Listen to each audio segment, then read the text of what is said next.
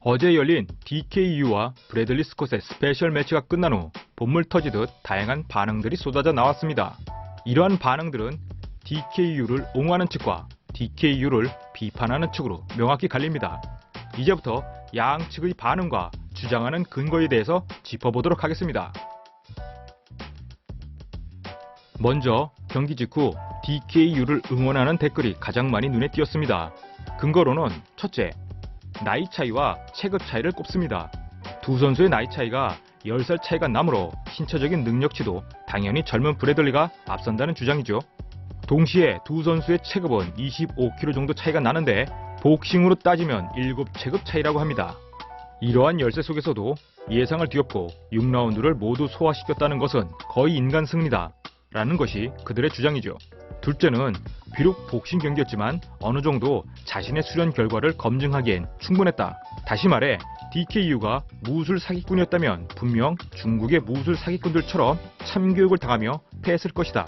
그러나 그는 6라운드를 굳건히 버티며 자신의 무술 수련이 거짓이 아니라는 점을 분명히 각인시켜줬다.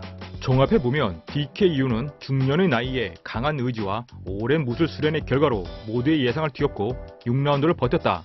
그렇기 때문에 DKU는 더 이상 무술 사기꾼이 아니다. 이번 경기를 통해 충분히 자신을 검증했다. 이러한 결론이 나왔습니다. 반면 경기가 끝난 후에도 여전히 DKU를 무술 사기꾼이라고 주장하는 측은 전혀 다른 근거를 제시하고 있죠. 첫째, 자신의 무술 능력을 검증받는 경기를 뜬금없이 자신이 수련한 무술이 아닌 복싱 경기로 치렀다는 점.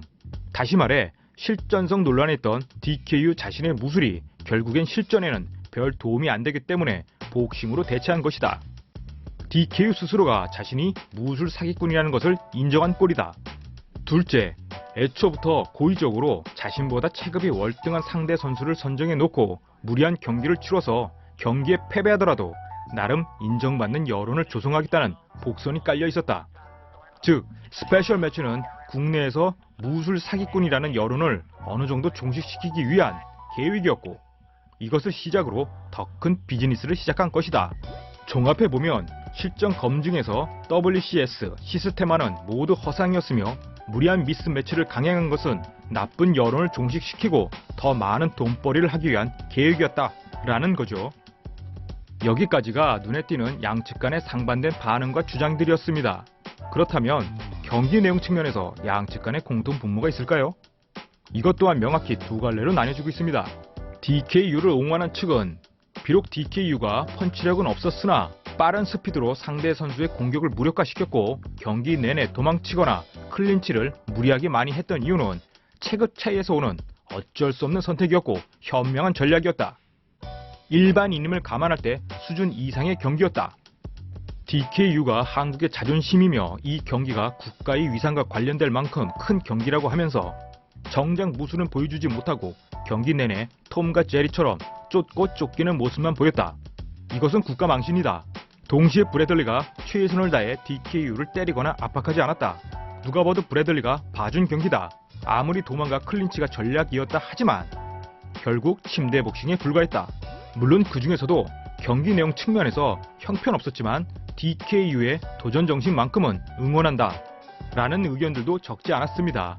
사실 이 경기를 통해 진실과 거짓이 갈리며 어느 정도의 타협점들이 도출될 거라고 생각했는데 대립 양상이 더욱 커진 느낌이 들었습니다. 나름 선전한 경기였다. 형편없는 경기였다. 이 둘 사이에서 과연 웃음을 짓는 사람들은 누구일까요? 오늘의 영상 여기까지입니다. 구독, 좋아요, 알람 잊지 마시고 그럼 아디오스!